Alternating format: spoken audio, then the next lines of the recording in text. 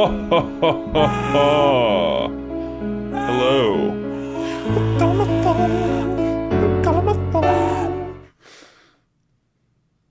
Good morning, Slop Nation. Welcome to Slop Chop. This, I believe, is episode 13. Yes, it is, episode 13. Oh my god, the podcast is a teenager. Oh man.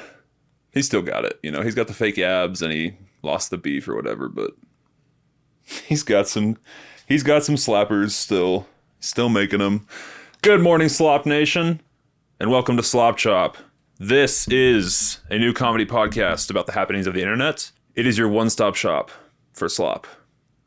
My name is Harvey. Thank you for joining me. This is episode 13. And we have so many incredible, illustrious topics to discuss this morning. However, if you don't care about one of the things I'm discussing, there is always time codes in the description of the episode on your listening app of choice. You can, if you so desire, skip to something perhaps more interesting in the future. Give it a glance if you're like, God, this guy's fucking rambling on about some dumb shit. Just skip ahead. There's always good stuff to be had. There's sometimes good stuff to be had. Every once in a while, there's good stuff to be had. Thank you for joining me, like I said. And today's slopics include... By the way, I need to put a fucking public service announcement here. So the show is called Slop Chop. And that was just I think it's a fun, snappy title. And I had gotten into, probably a year ago, Dolan Dark, this YouTuber. He's one of these guys that never posts, but is somehow afloat. It's a strange thing. He's on the podcast with, oh God, what the hell's it called? It's called IDK, or TBH, excuse me, TBH. Yeah. Dolan, Pyrocynical, and Colossal is crazy. He used to have Nerd City, and now Nerd City quit. Great podcast. They never upload also. They upload like once every 3 months. But they are slop enjoyers like myself. They are hilarious. Pyro, obviously, legendary YouTuber, been around forever. The other two, also hilarious, but they're very good friends in real life, presumably. Great show. I brought it up because two of these three people, both Pyro and Dolan, have slop channels, which they refer to them as slop channels, and it's just like your daily uploads, super low effort, talking about the happenings of the internet, kind of like what this podcast is. But I do longer form, whatever. It's fucking so cringe to whatever. I discuss what I'm doing. I'm talking into a microphone, but my point is, he calls them slopics also. And I watched one of his I was like, oh, I wonder if he's still uploading on the Slop channel. And yesterday I clicked onto his channel and he's like, today's slopic. I was like, oh no. So, maybe if I'll just continue doing it. And then if anyone ever, accuses me of plagiarism, I'll revert them to this clip. I truly did not copy that man, but I think it's a pretty obvious thing. Slop is a pretty well-known word. Slop topic, it's right there. So, it is what it is. Shouts out to them. Their slop channels are... So, Pyrocynical, I think Pyro Live is his slop channel. Let's check that, shall we? This is like his main source of income, right? It's got more than 1 million subscribers. He uploads 7 days a week, every single day, sometimes twice a day. And it's usually just like really broad. I can't believe this, like clickbait. I can't believe it's come this far. It somehow got even worse. The end of YouTube pranks. Yep, it's actually over for him. So anyway, it's garbagey, clickbaity bullshit. He's very aware of the that this is garbage content, which is endearing. He's not unaware of it. He talks about it openly on the podcast that he's aware this is slop, and he calls it openly his slop channel. But it's where most of his income comes from. So then he can put his actual effort into the extremely well edited once a year uploads on his main channel that he does. So it's a good business model for a YouTuber, in my opinion. You know, it's got to be gross, it's got to be soul sucking, but it is what it is. You know, it's effective, right? But then Dolan Dark, who I think has like 4 channels. Yeah, Dolan Slop is what was my previous. Dolan Darkest is the Slop channel, and his goal with his Slop channel was to do the opposite of what you're supposed to do. So every one of these daily reaction channel, like news, quote unquote news YouTube channels does, they take the topic, they add, think about your moist critical. This is exactly what our boy Charlie does, but takes the topic and stretches, you know, adds enough fluff and bullshit to get to that 8-minute mark, so you can get pre-rolls into your video, and doing so increases your payout massively. I don't know what the percentage is, but it's gigantic, so it's worth doing. So Dolan was like, I hate that. I wish they would just get to the fucking point. So his Slop channel, all of his videos are like 90 seconds long, maybe a minute, sometimes less than a minute. So I was subscribed to his channel for a while, just because I like to remain abreast of the Slop online. But it clogs up my algorithm. He posts every single day, and it's still very, very like vapid, and I don't give a shit about 90% of it. So I unsubscribed, and then I waited a year, and then I made this podcast, and I started saying the word slopics every episode. And then I was like, I wonder how that guy's doing. Oh wow, he's still uploading. His views have increased. He gets like 100 to 200K a video, 7 days a week. That's solid income. But he used the word slopics, so I'm fucked up. You know, I'm a goddamn plagiarizing hack. Copying a duck.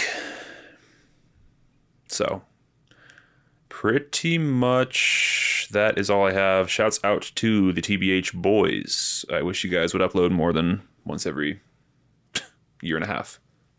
There's this guy Flays Fire, who is very funny. Great YouTuber. Check him out. Another very, very high effort, very super in tune with the internet, like knows the game. Just his thumbnails are hilarious, but it's like very high effort, very well edited, usually gaming stuff, but he's been popping off recently. Yeah, like more than 1 million views on the past couple of uploads, once a month ish. That's actually not true. It's like 4 or 5 uploads a year.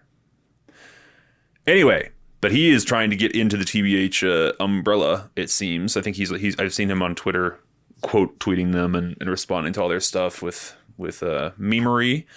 And I think he'd be a great 4th host. Also, he's gay, which is cool.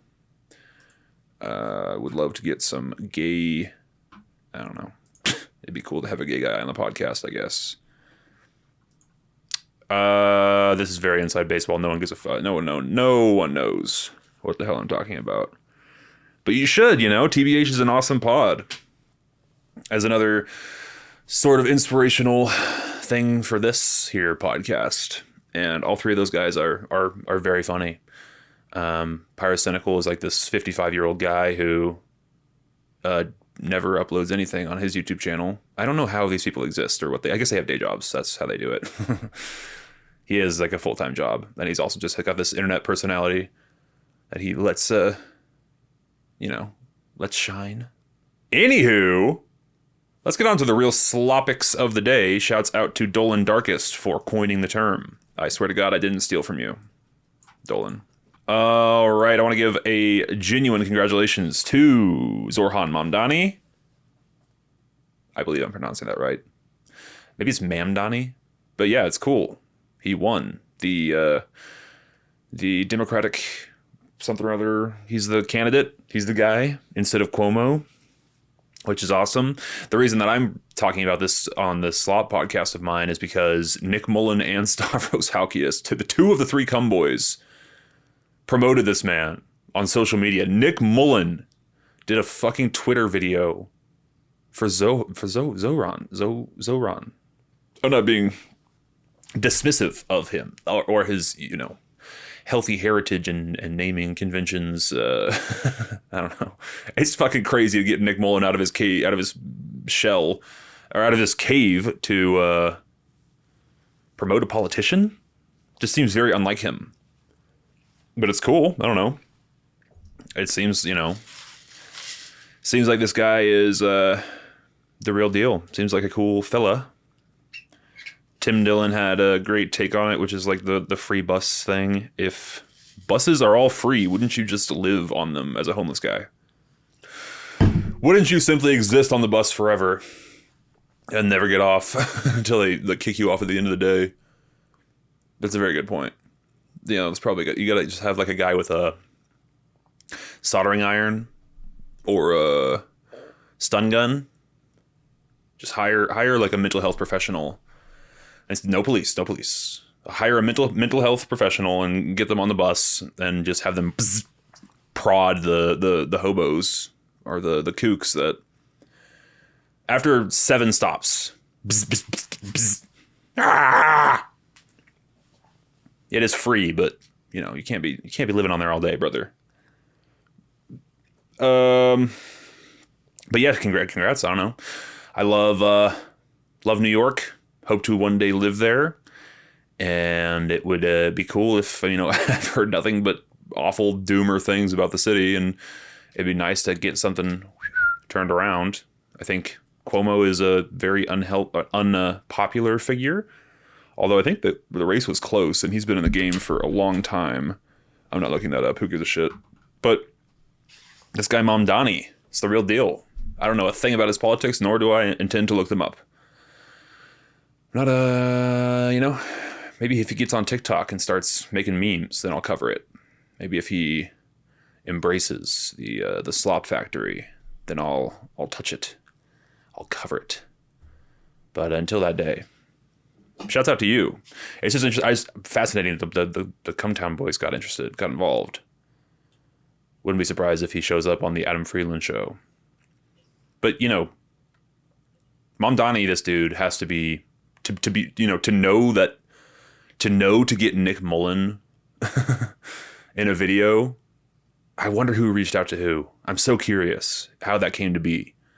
But that is like a niche thing that makes you much, much cooler in a lot of people's eyes. Comedy fans, specifically. No one else knows who this man is. But in the eyes of every comedy nerd, you're like a god now. You got Nick Mullen in a promotional video for your campaign. That's fucking crazy. That's insane. Good for you. Stavi did a photo, an Instagram photo as well. But Stavros kind of makes sense. He's more of a little, I guess they're all politically leaning, but Stavi's like a leftist figure, I guess. Very vocal with his politics. And obviously much more popular currently than Mullen, but yeah, I don't know. Fascinating. Speaking of Stavi, dude, he got cast in the new Yorgos Lanthimos movie, Begonia, I believe it's called. I'm not actually sure how to pronounce that, but bro, Stavi in a Yorgos movie? You shitting me? I love Yorgos. Poor Things was the absolute shit. I fucking love that movie. Didn't love Kinds of Kindness. Came out last year, but I guess both of those movies came out in the same year. Poor Things rips, though. I love it. Very happy Emma Stone won Best Actress instead of Lady from Killers of the Flower Moon, who I thought was good, but meh. But yeah, but Emma Stone rips. But anyway, big shouts out to the Cumboys and Mamdani. Moving right along. Have you guys seen the Tiny Chef video? The Tiny Chef thing blew up on Twitter this week. All right, I was completely unaware of this figure this cultural giant, Tiny Chef, who apparently has a show on Nickelodeon. They're popping on Instagram, man. Every single one of their shorts has like 1 million plus. Oh, I thought I said 1 billion. Jesus Christ. Okay, no. Everything has like more than 1 million views. But it's a cooking show with a cute, adorable figure named Tiny Chef, stop motion animation, and it's on Nickelodeon. And apparently they canceled the show. And so Tiny Chef put out this fucking video about getting canceled.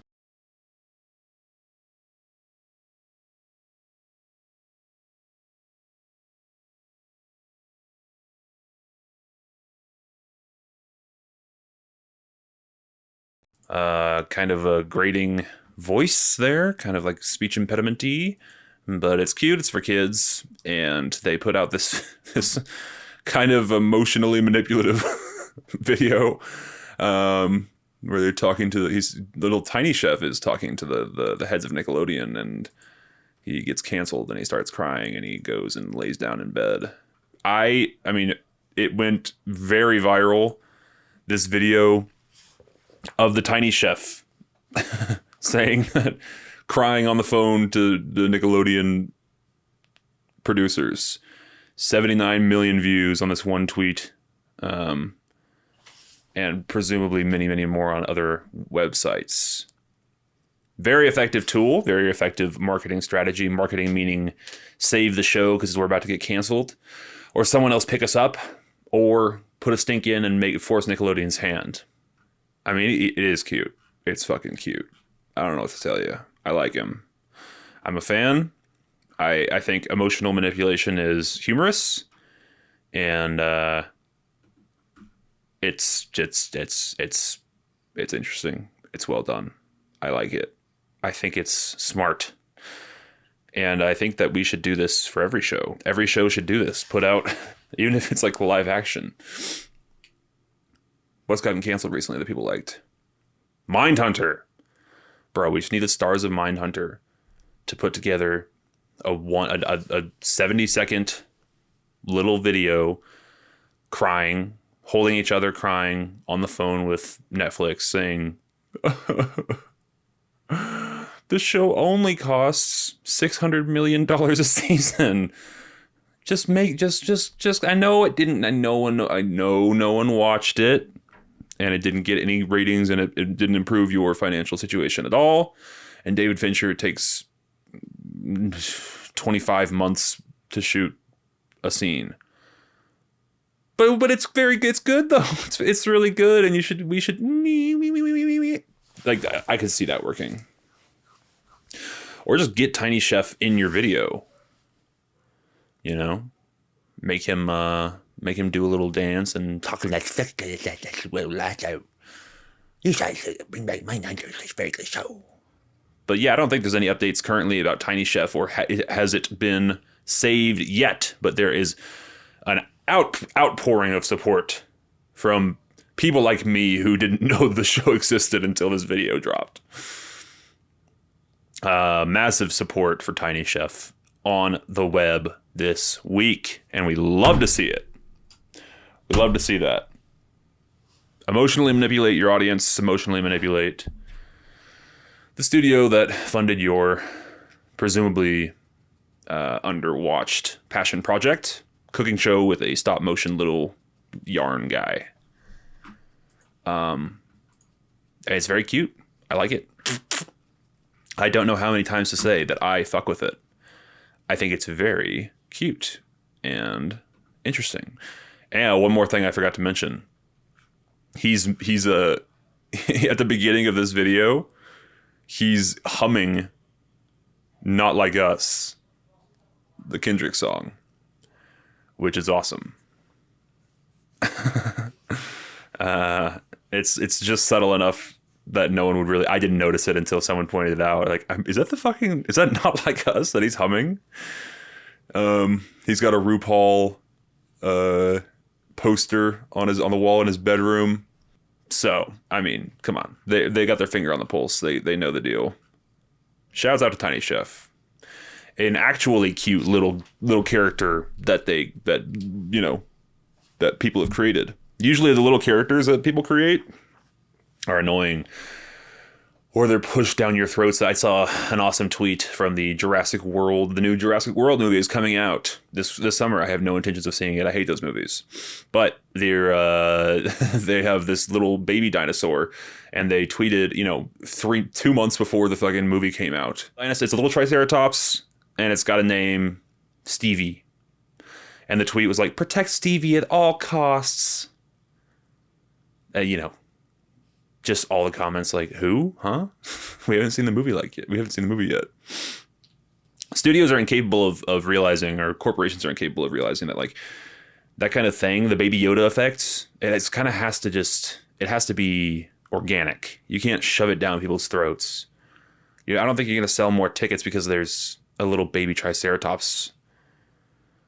Although, even as those words left my mouth, maybe I'm wrong. And maybe they've done the math. And they know that people are fucking really into little baby shits. The tiny Yoda, Baby Yoda has changed the game, and now everything has to have a tiny little guy in it for not only social media, but toy sales. You got to have it in there. So shouts out to Stevie, the little fucker, and I wish you the best. We wish you well. We wish you the best. I gotta let my dog out. Protect Stevie at all costs. Like, shut the don't tell me what to do, you fucker. I determine if something is cute. I will murder that Triceratops baby. I want Scarlett Johansson to smother that Triceratops baby in between her huge tits. That's what should happen in the movie. Someone saw an early version of it. Get some Gareth Edwards stan on Twitter. It was like, the movie's horrible, but Scarlett Johansson has literally never looked better. She is so beautiful. It is crazy that she's married to Colin Jost of SNL. That shit is wild. Colin Jost looks like it's like someone like shrunk his facial features. He looks like, who's that guy? Charlie Kirk. He's got a similar vibe. Charlie, that like smushed kind of. It's like someone etch-a-sketched your face poorly, or a child drew your face and just made everything a little too small. Or like he would be hot if everything was just like, not even dramatically, but 5% bigger, 10% bigger. 5% bigger on a face is probably huge. So let's go 5% bigger. But no, he looks like the Little Bits guys, or the guy from Adventure Time with the tiny, the huge head. Tiny face, or Charlie Kirk. But Scarlett Johansson saw something in that man, and that something is humor. I think almost certainly he's funny. Clearly, he's good on the Weekend Update. Weekend Update. SNL, what an institution. Kanye dropped an album. Or excuse me, Ye. Kanye changed his name to Ye. Ye has dropped a project with none other than Diddy's son. So it's called Never Stop, and it's featuring King Combs. It's a Ye and King Combs, and I thought that the album, when I first glance, I thought the album was called King Combs because he's doing like a project like, Free Diddy, which, again, of all the causes you can get, it's such a beautiful two-way street, this situation with Kanye and Diddy, because Diddy's looking for all the support he can get, and I think the top of everyone's list of helpful, sane, rational supporters is none other than Kanye West. If you want him, that's the guy you want on your team is right now. Is fucking Kanye West. Another good person to recruit would be the ghost of Jeffrey Dahmer. Maybe Ghislaine Maxwell. She's alive. But you gotta assemble a team for supporters here, or else you're gonna be in jail for the rest of your life, Mr. Diddy Combs. But your son, King Combs, I think he's 20, 23, something like that. Let's find out how old this person is. I listened to the first couple songs. Man, he looks like him too.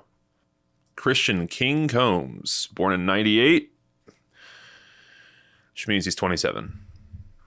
Yeah, he's 27, and he is coincidentally,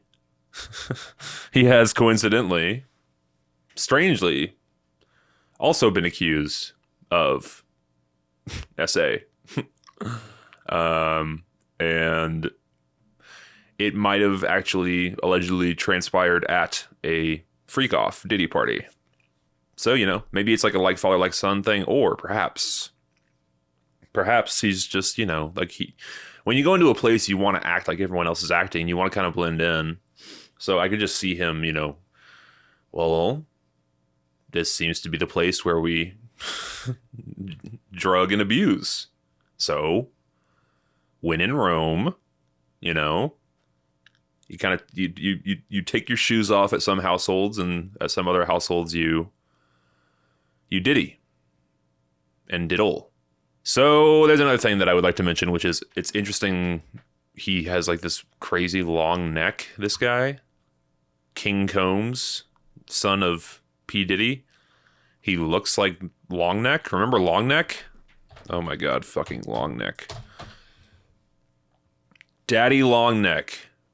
One of these guys, one of these like freaks that got famous for being a freak. He's a very long neck, very fucked up, disgusting voice that I can't stand listening to him. The most aggravating voice of all time.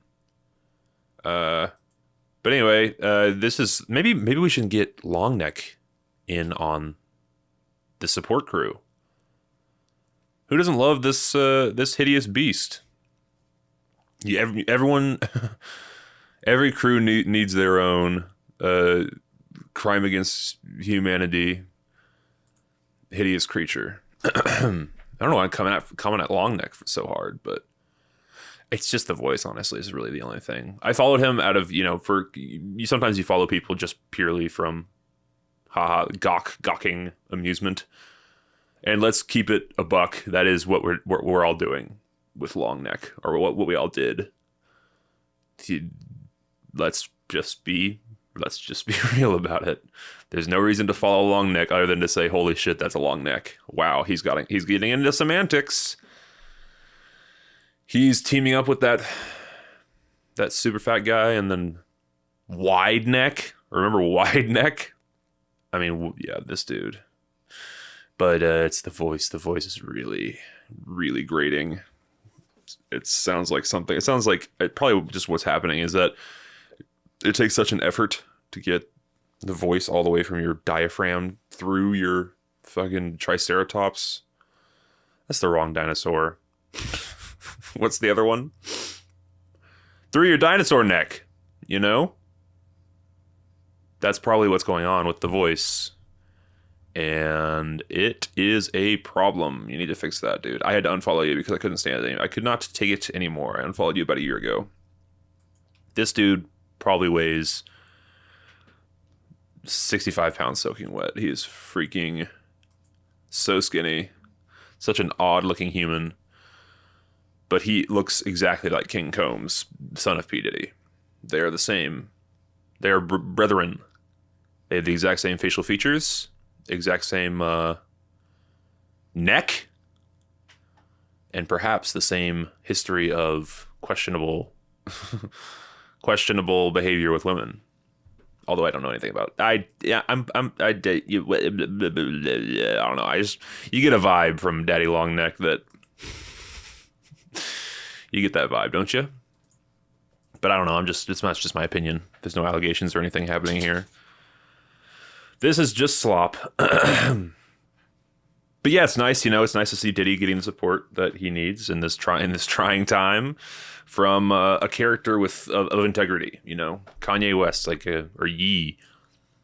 Yeah, Kanye's just, he's a guy. He's heartfelt. He's apologetic. You know what? When he makes a mistake, he owns up to it, man. And you know, like a squeaky clean record, pretty much in terms of controversy. What's Oh man, he should wear the Klan outfit. He should wear the fucking KKK hood to the Diddy trial. That would be epic. He should interrupt the Diddy's lawyer like Taylor Swift in a KKK hood. The album, just from I only listened to first 2 songs, and was not a fan. Didn't care for it. Perhaps it gets better. Let me know if you think it gets better after that, or if it's worth listening to. But I did not care for anything that I heard from King Combs, Young Diddy. I'm pretty good at separating art from the artist. Like, if you make great stuff, I will listen to you, despite your controversial nature. But it seems like he sucks. So there's my take on it. You guys listening to this dog shit? This project? Are we still rocking with Kanye? Yee. Do you still have your late registration poster on the wall? Said it before and I'll say it again. He used to be my favorite artist. I think he's, generationally talented, unbelievably talented. So many hits. And I don't care anymore. It really is like all of my interest has fallen off, waned. Which is sad, but that's what happens when you're a psychopath. That's what happens when you team up with Diddy and Trump and Hitler. Hitley. Okay. But anyway, shouts out to Young Diddles. Shouts out to Yee. We wish you the best. We hope that your album sells many copies and you raise plenty of support for the diddler. I think my dogs might have fleas. That is a fucking problem, bro. The only reason I think that is because I saw fleas on my dogs. A dog. I was scratching Toby, my little terrier, and little fucking tiny black bug. Ugh, little black bug just crawling around on his skin. I was like, oh god, and I squashed it. Kept petting his little tum. And then there's another one. There's 2. So I was like, fuck, man. I didn't try to jump away or whatever, which I think is what fleas do, but I don't know what else that could be. So I'm gonna anti-flea these fuckers today. Hardcore. It's pretty gross, obviously, but it's not that far off from what we deal with. My brother came back from Morocco. He was out of the country for several months, and Morocco was the last step on his journey, and he brought back lice. Head lice. It's very funny. He was like, oh god, what the fuck? He's like combing his hair, and there's little bugs in his comb. He's like, oh fuck, what the fuck? And he downloaded this app called Bug Identifier or something, and just took a picture of one of them, and it was like reading, enhance, reading, and then zoom straight in. Head lice, American head lice, or African head lice. He's like, oh fuck.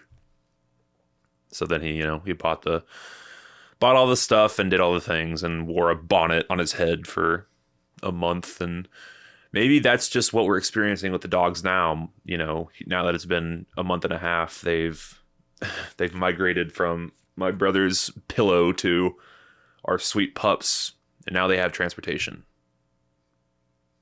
I guess they always had transportation with human, but now it's dog transit. You're closer to the ground, you can get off easier.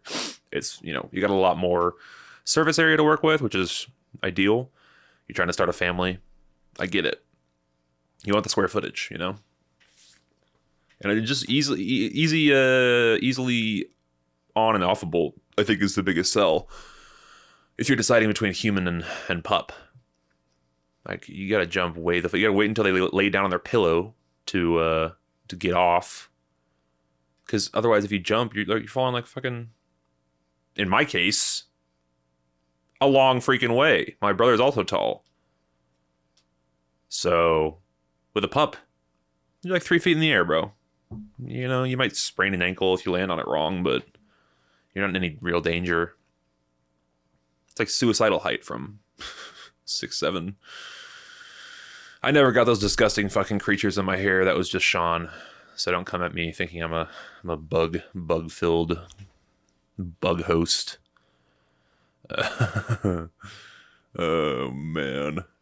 Really, really disgusting. Head lice. Really, really, really gross.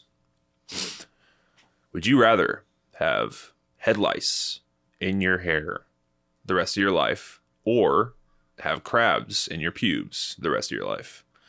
Both of which would be unremovable. This is a cursed genie would you rather situation. What do you think? What's the move? You gotta go crabs, I think. It sucks. Obviously, they both suck, but I mean, bruh, your life would just be a fucking nightmare. I think it's possible your life's just a nightmare either direction. I think it's just slightly less awful when it's your pubes. And you know, you just broach the subject with every sexual partner you have, but you're not spreading them like they're at least beneath a layer of underwear and pant. Whereas your head lice are just fucking out and about on every pillow that you lay your head down on. They infest everything that you... Ugh, God. What an awful, awful thought that was. Terrible thought. And, you know, here's hoping if you run into a genie, you get some better options. All right, let's move on. Here's a fun topic. This person, Twitter user Dr. Caboose, worked on the Sonic movie, the original Sonic movie, and has tons of stolen behind-the-scenes photos of the pre-change Sonic, like tons of rendering. Do you guys remember the Sonic movie? How their ugly Sonic was prominently, like they basically finished the movie with the version of Sonic that the internet, as soon as the trailer was released, was like, ugh, oh good God. Very funny story. And they ended up painstakingly reanimating the whole thing due to public outcry. And this dude, years later this week, decided to post all this interesting behind the scenes stuff of ugly Sonic. And the reason this is notable is because this guy it's a fart fetish account. Dr. Caboose would be very apt. And he's posted 100% fart fetish content until now. And now it's like a Hollywood leak rumor, mill. And he's just, communicating with people as if he's a person, right? As if he's a normal amongst one us. I think it's possible that this is just everyone in Hollywood. Everyone in Hollywood is a depraved sex freak, and with the disgusting fetish they let fly on their alt account, and as much as they love their fart fetish x.com account, it's you kid, if they come at you, you can let this one go. And I do realize that I've let this one go is, ha ha ha, ha ha ha. It's just very funny to see him talking to people, and people are like, "Hey, thank you so much, Dr. Caboose. This is really interesting behind the scenes footage. I really hope that Sony or whoever made this fucking movie, it's Sony, right? I really hope that Sony doesn't come at you, and that their legal team doesn't have to parse through your your depraved fucking account. This is just a pyrocynical alt. That's probably what it is. Interesting stuff. I don't think I'm going to put any of it in the episode just in case it does become legally claimable. Oh man. His most recent post before this Sonic leak was a human leak. Anyway, really interesting stuff happening over at X.com, the Everything app, where you can do anything you'd like. You can talk to Grok. You can sniff a fart. And you can look at Sonic pre-render, pre-change leaks, which is legitimately interesting. I think they got so far with the movie that they essentially finished it with the ugly Sonic model, which is wild, bro. You got all the way through development, and that passed through so many eyeballs, so many pairs of hands. We're like, yep, looks good. Looks good. Onward. I think it's cute. They made fun of it in that Chippendales movie that came out on Disney Plus. Chippendales kind of similar to a Roger Rabbit situation with a mix of animation and live action. And Ugly Sonic was a main character, which is funny. You know, you can copyright Sonic. Well, I guess it wouldn't matter because of parody law or whatever, but you're probably not going to get any pushback from the Sony Corporation. Is it Sony? Now that I'm fucking... Who made the Sonic movie? Paramount. Dang it. All right, I said Sony 15 times, but it's Paramount. Yeah, it's Sega, not Sony. Fuck, bro. Of course. Paramount. Yeah, they're not gonna come after you for Ugly Sonic, or they shouldn't. I mean, it'd be funny to do that, but I don't think they need to, or want to, or want the news story that they're coming after your ass for using their hideous character model. They've spent enough money on that thing and wasted enough money on the projects, and I can't imagine that they want any more smoke, right? With all that said, I'm not putting it in the episode though, just in case. Look it up, it's funny. Dr. Caboose is the man for the job. Dr. Caboose will be the one performing your operation. Dr. Caboose. He's what's the ass doctor? Proctologist. He's a proctologist that used to work in Hollywood. And you know, he fell in love with what he does. He ignores the haters, ignores the curious glances at his alt Twitter account. Fascinating stuff. Really, just the cream of the crop this week on Slop Chop that we're covering. I'm no better than these people. You know, actually, I know I am. I am better than the fart fetishist guy. He at least has a cool job, or had a cool job, though. I don't know. That's something. But I don't think I'm any... Well, no, well... Even as I say these words, I'm like, no, I am better than the long neck guy, and I am. I'm okay. Fuck off.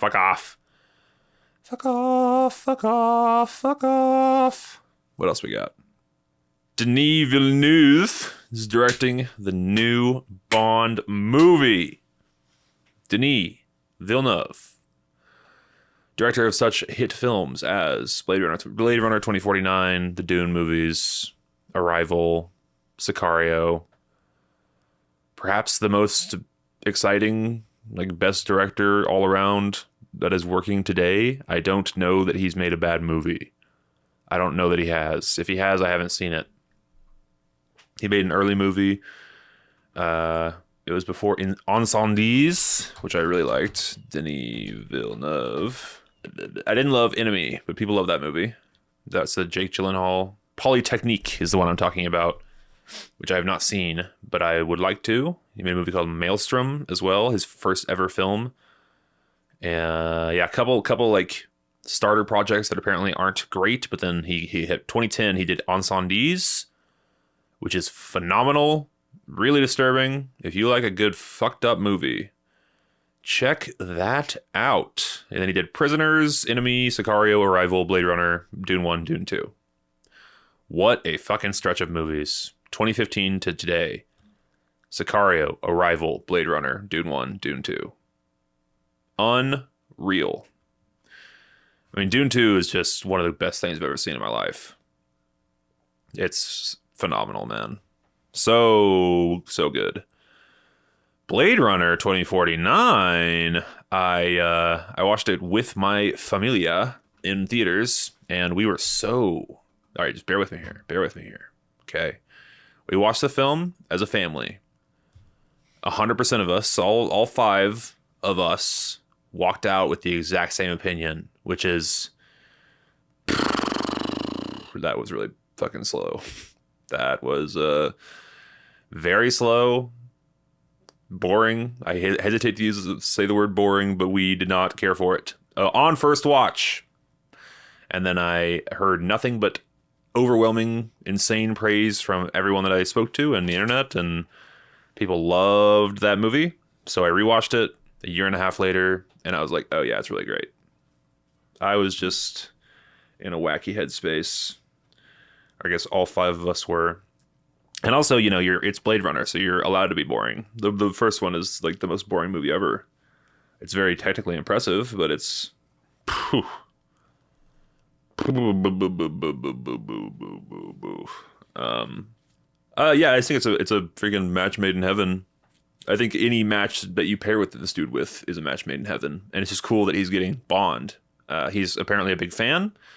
He kind of fell in love with movies through the Bond franchise, and it's awesome. I think, you know, Denis doing literally anything, I will be there for opening weekend.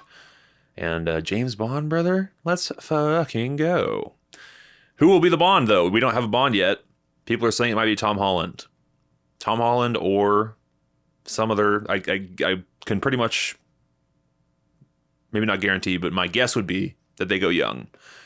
They go young, they go Tom Holland, they go like that age, 20s. So then he has like a long, fruitful career ahead of him. That's what you would do, right? Is go young, go twink. Where is my twink Bond, bro? I want him 5'7". No, I think Tom Holland, after having been Spider-Man, has some muscle definition. He's got some. He could do the job. He's a good actor, you know. Chalamet's been doing enough. He doesn't need it, and also it'd be weird. That doesn't strike me as like. Tom Holland is the more kind of traditionally looking dude. So I'm excited for it. Denis Villeneuve. Another little wacky news story this week. Rob McElhenney of Always Sunny is changing his name legally to Rob Mac. Rob Mac. Weird choice. I get the McElhenney thing. Like, McElhenney's a weird last name. It's tough to say. Tough to read. And his reasoning was that he's working with a lot of international folk, and his last name is impossible to pronounce, and he just wants to make it easier for everyone involved. I get that, but it's a weird choice still. Rob Mac is odd. Hi, I'm Rob Mac. And it's also just extraordinarily similar to the plot of Always Sunny, where they find out in the reunion episode that his last name is actually McDonald. His real name is Ronald McDonald. It does seem like, you know, that was kind of a prophetic thing. Or maybe he was considering the switch all the way back then in season 7. It is sort of interesting, you know, like Rob, Glenn, and Deandra, the fuck is her name? Caitlin Olsen. 3 of the 5 of the main people look like plastic people now. They look like Barbie dolls. They've gotten a ton of work done, which seems odd. Seems just sort of counter to the whole point of the show. But then you realize that they're not just characters in a show, and that they're human beings who live in Hollywood and who want to get other work and want to stay looking young. Charlie Day has not done it yet. I pray that he does not. He's also, ironically, the youngest looking on the show. The other three look crazy now, which is unfortunate.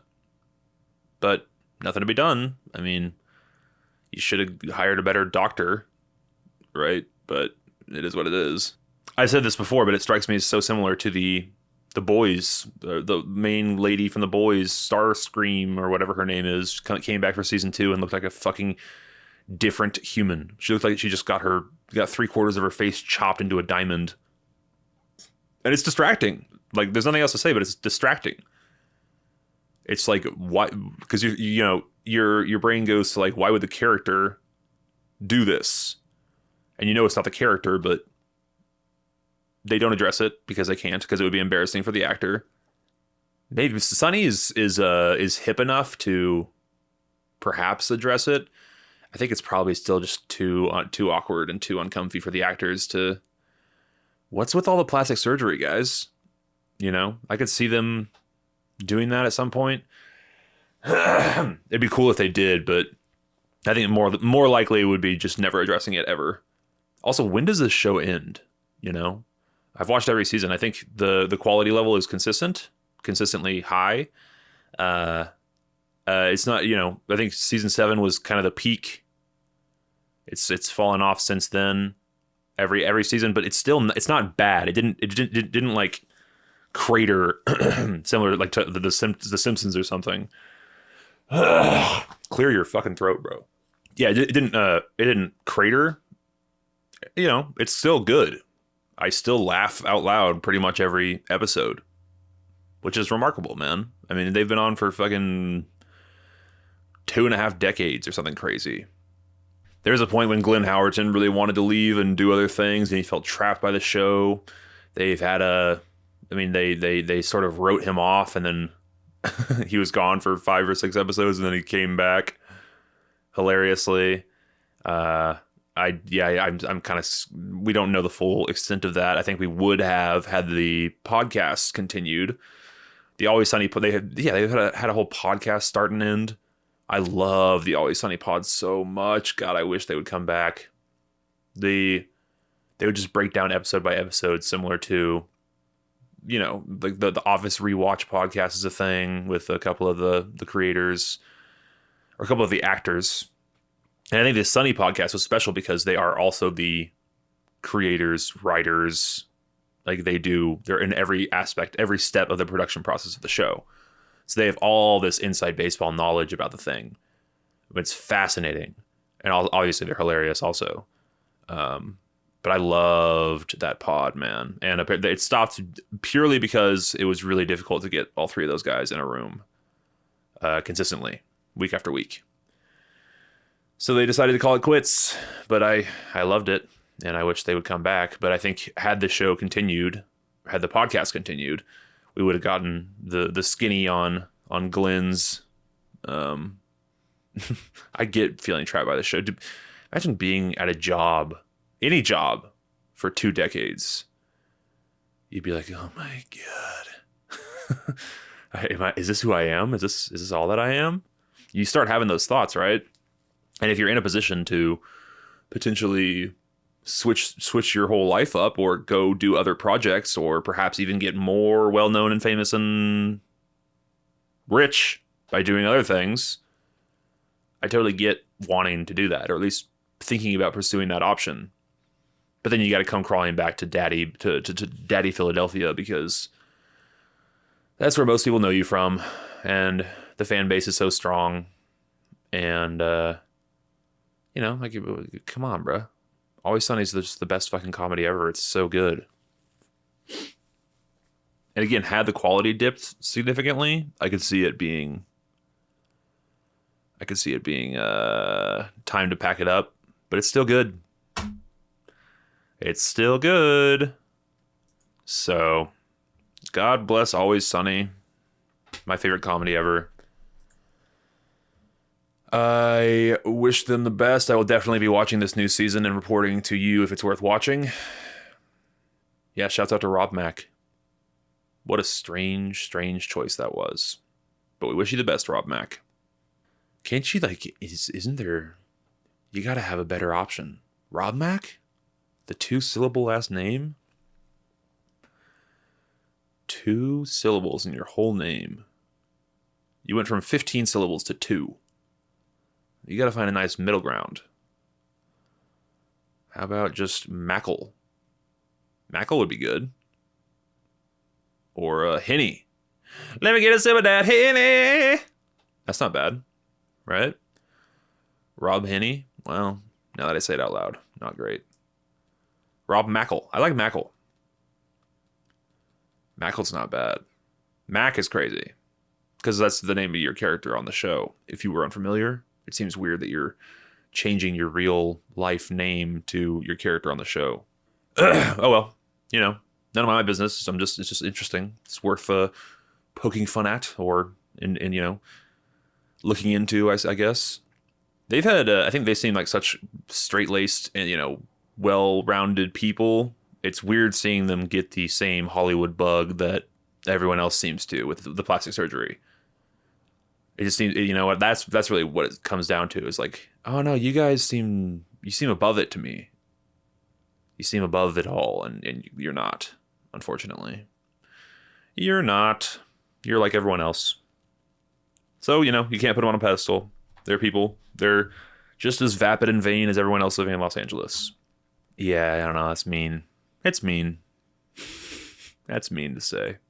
I love them dearly. They can do whatever they want to their face. Is anyone watching Squid Game? Squid Game. Squid the Game. Is anyone watching Squid Game Season 3? I've heard nothing about it online. I didn't hear much about Season 2, TBH, and then Netflix releases the the statistics, and they're like, yeah, every human on planet Earth has watched this more than once, actually. More than once. People will watch Season 2 and then immediately start it over and watch it again. We have 60 billion views, and you know, it's nice to be the king. That's you know, it's good luck to HBO Max and Hulu, and suck our cocks, because these are our numbers. No one's talking about it online. You know, sometimes the market, you know, it is odd. Perhaps those numbers are inflated, but I don't. It would be probably not in their best interest to do that. Seems like an easy thing to call out, perhaps a whistleblower internally or some shit. But I just didn't see many people talking about it, and that's just my circle. But I am seeing nobody talk about Season 3. So I guarantee they'll put out a press release saying Season 3 of Squid Game is our most watched title. Every new title is like breaks the record for our most watched title of all, most watched streaming piece of shit ever in the history of time. Nothing has been streamed, nothing has been watched more than this in the history of humanity. And so we're spinning it off and making an American version. Is anyone watching it? Is it worth watching? Is it good? I liked Season 2. I loved Season 1 up until the end, which I thought was horrible. The last couple episodes were really ugly. Not good. But that was... Remember Squid Game Mania? When that shit dropped, bro? That was crazy. That was really a fun time to be alive. It's just really interesting when the whole world is talking about a thing. It kind of, you know, gives hope that there is still juice left in the Hollywood system, because every once in a while, you know, once a quarter, maybe once every other quarter, there's something that pops off and everyone watches. Everyone streams the new season of the such and such, or the whatever the thing is. And you kind of have to... You got to watch it if you want to be part of the conversation, or you can skip it, which I've done many times. And I might skip this one. Because again, the nature of Slop is that you simply, you wait a week and then no one remembers or cares. And then, you know, every once in a while, something will stand the test of time, but I do not anticipate Squid Game doing that. Squid Game, though, it's interesting that is Netflix's brand right now. It's like that and Stranger Things. So much so that they're creating physical spaces. Netflix has made a couple of, or is making some like whatever the term is, similar to like a Dave and Buster's, but it's Netflix themed. You go there and you can participate in all these activities. They were doing third party, like things like this, but third party. There's we went to this water. Sorry, bear with me.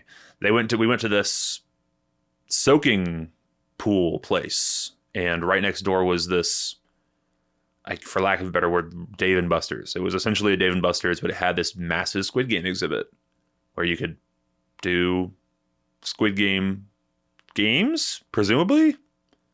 I'm not entirely sure how it worked. They murdered you if you lost. They murder you if you lose. Sign a waiver.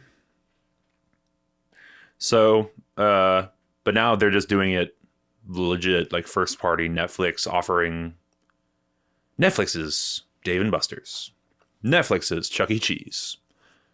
And they're opening one in the Galleria Mall at the end of the year-ish, I think, at some point. And that's their brand, man. Squid Game was the biggest thing ever. I don't think people still care, though, is what I'm getting at. And perhaps this is like, it's like a Disney World situation, maybe, where you kind of want to return to the properties that you love so much, and physically returning there is interesting and perhaps enticing to a family. But then you think like, well, Squid Game is pretty fucking horrifically violent. And it's very adult oriented, R-rated.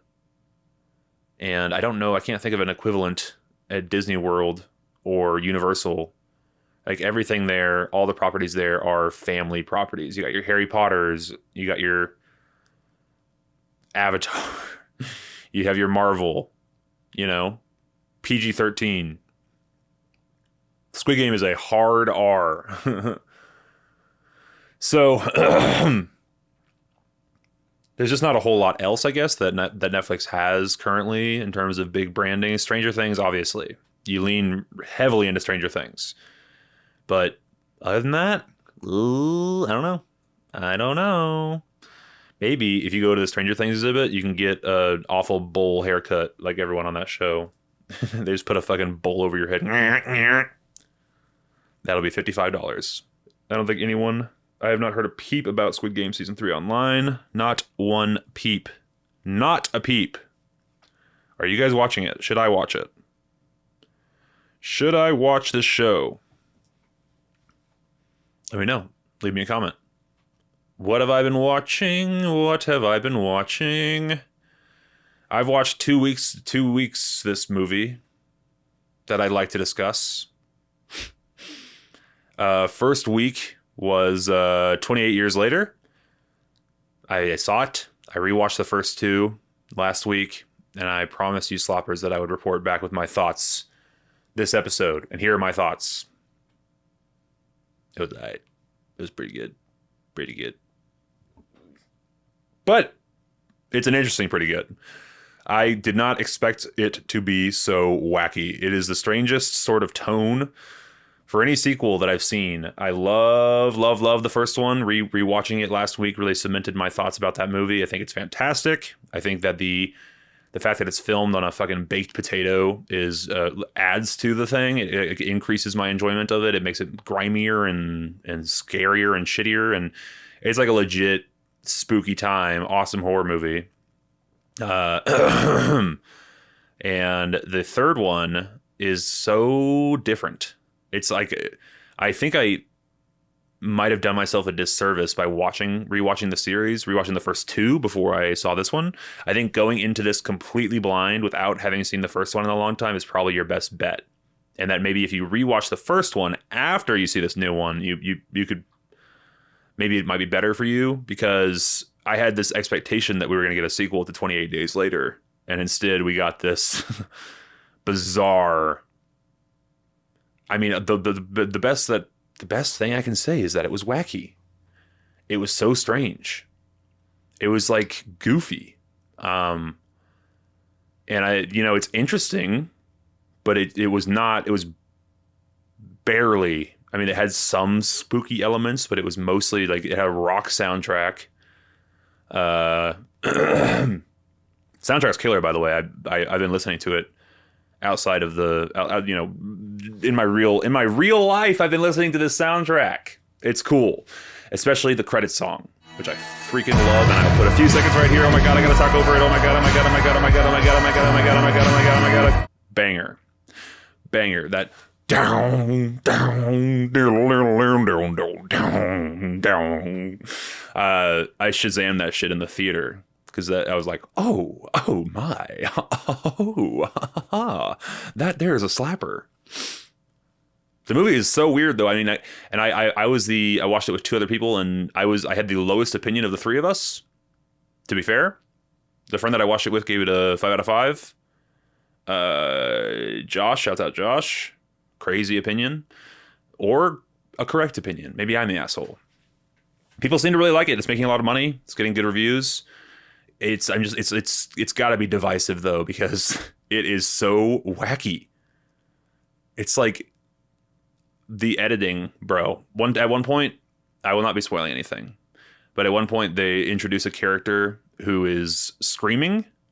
She's screaming, and to get the the point across, I guess, they cut like unironically 6 times in the span of 5 seconds. It goes and it's all sides of her face. It's like and you're like, oh fuck. I looked over to my brother. I was like, oh Jesus. It's disorienting.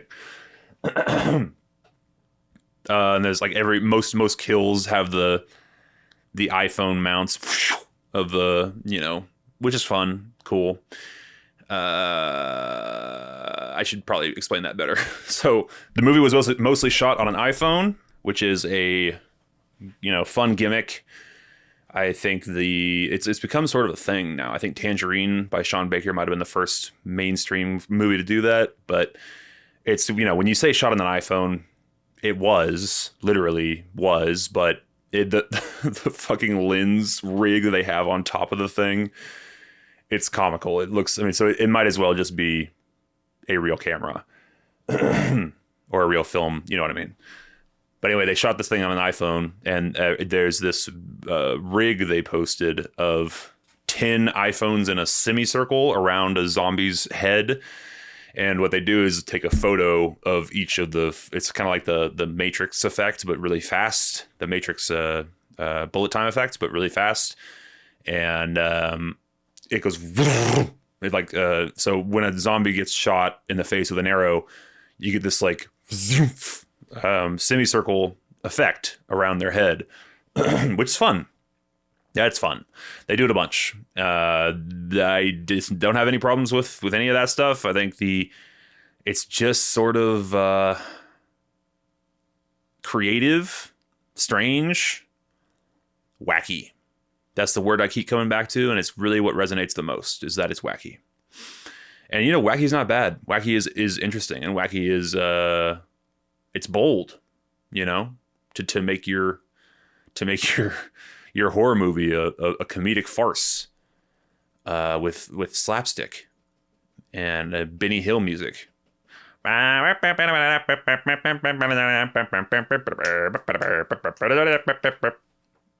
the vibe.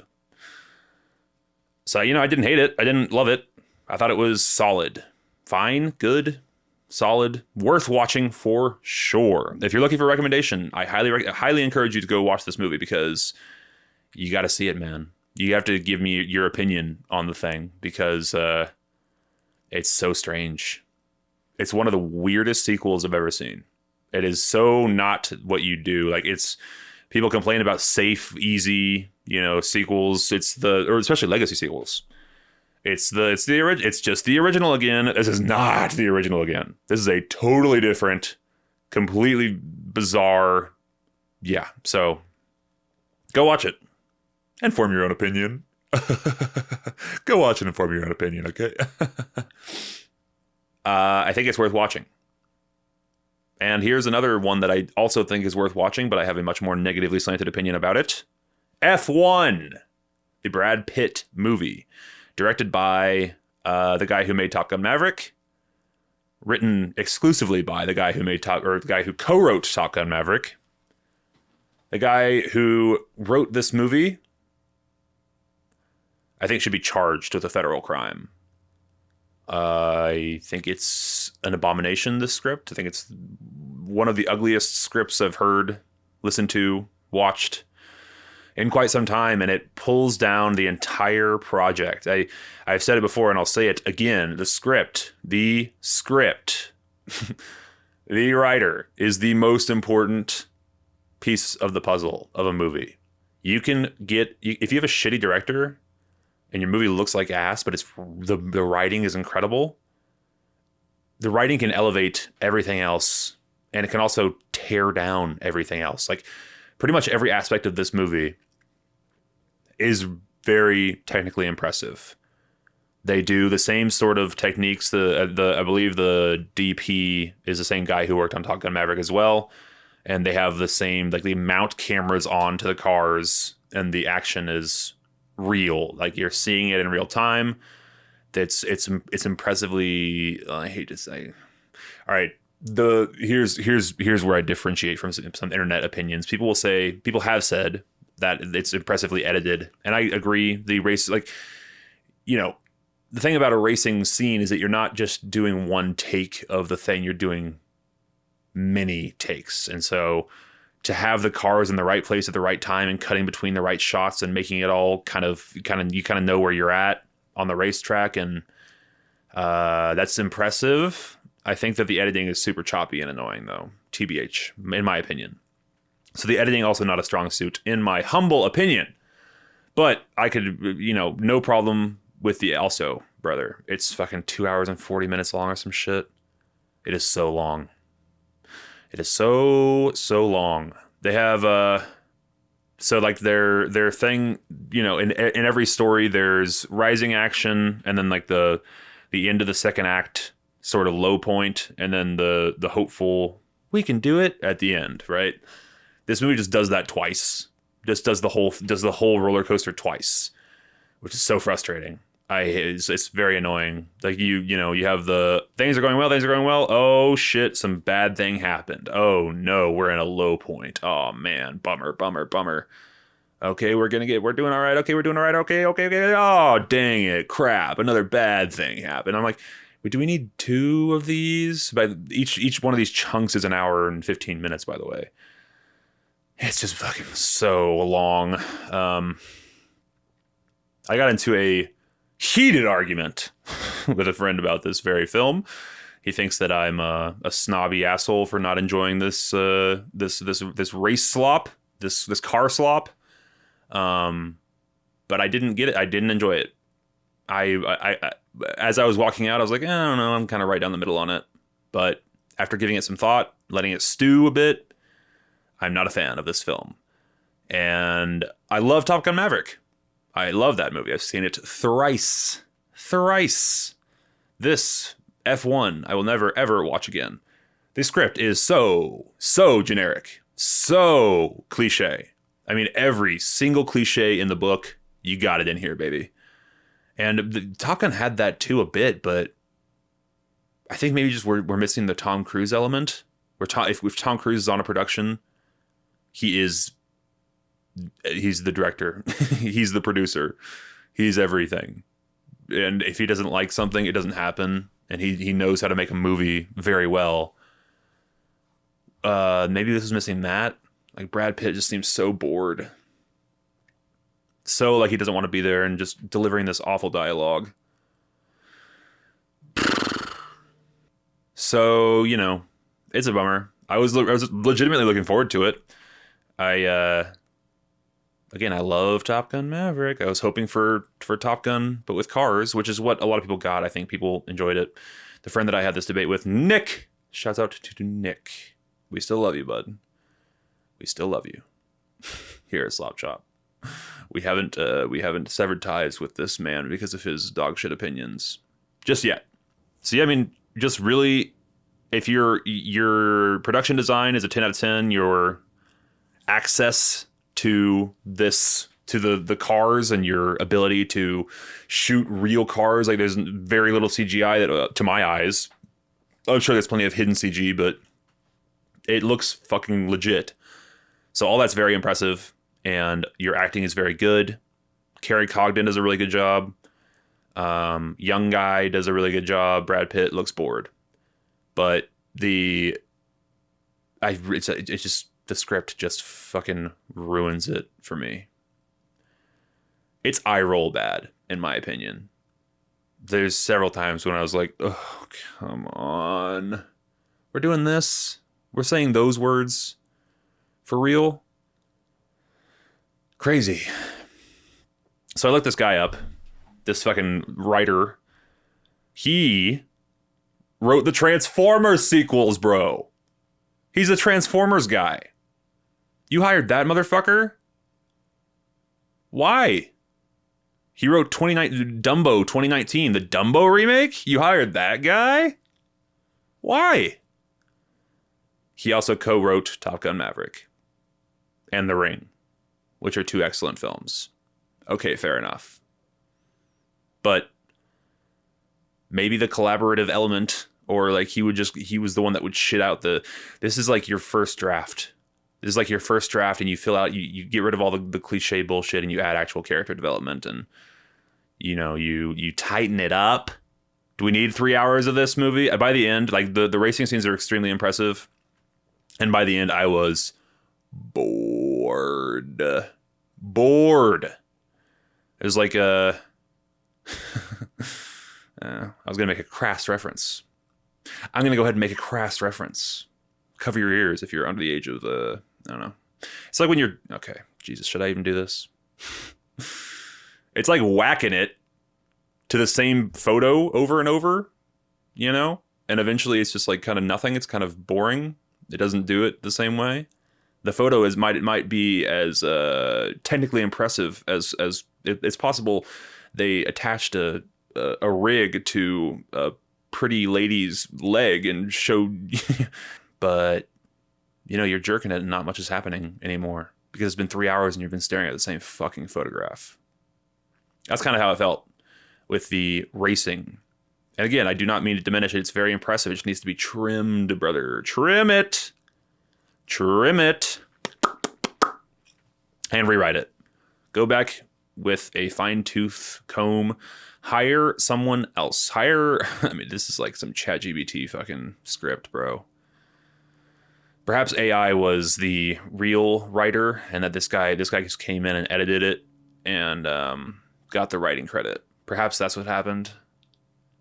But if you're gonna sink $200 million into a movie, wouldn't you just make sure that the writing is good, that the actors aren't grimacing as they deliver their lines because it's so painfully bad?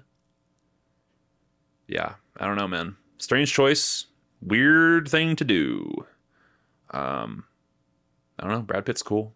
This is the first movie where he looks his age. He looks like he's aging. If he's had work done, he looks great. He looks a lot like Robert Redford. Robert Redford at this age, it looks like what Brad Pitt looks like now. Yeah. Anyway, fuck that movie. And go see it and form your own opinion. Maybe I'm wrong. Perhaps I am, because I saw it with 2 other people, actually 4 other people. And everyone seemed to really like it except for me. So maybe I'm a smarmy asshole. Perhaps that is true. As a matter of fact, I know it's true. But I have opinions, and I started this podcast so I could shout into the void and jack off in the mirror, metaphorically. I don't know. My opinions must be heard. They must be seen. They must be heard.